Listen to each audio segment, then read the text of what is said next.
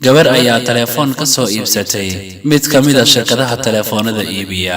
Aabaheed ayaa ku yiri, waa maxay tilaabtii koowaad ee aad qaaday markii aad soo iibsatay telefoonka?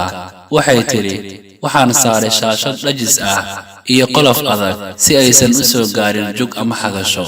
Wuxuu ku yiri, ma cid baa kugu qasabtay inaad sidaasi samayso?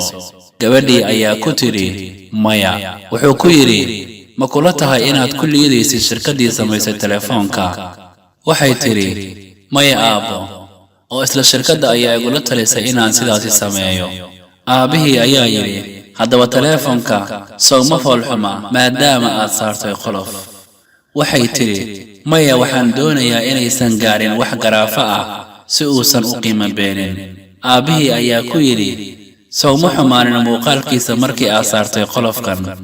Gabadhii ayaa ku jawaabtay, aniga ahaan ilama xuma, xitaa haddii uu xun yahay inuu dhowrsanaado ayaa iiga muhiimsan muuqaalkiisa.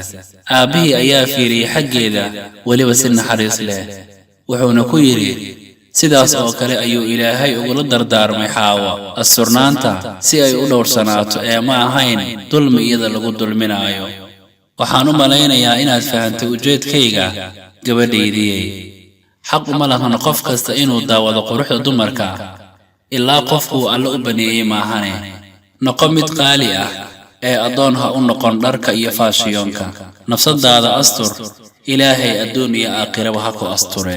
dumarkeenna waa dhamays, waana dhayman qaali ah markay xijaabka xiran yihiin. Allow nagu dhowr diinta oo na waafaji xaqa, noona fududeey raacistiisa.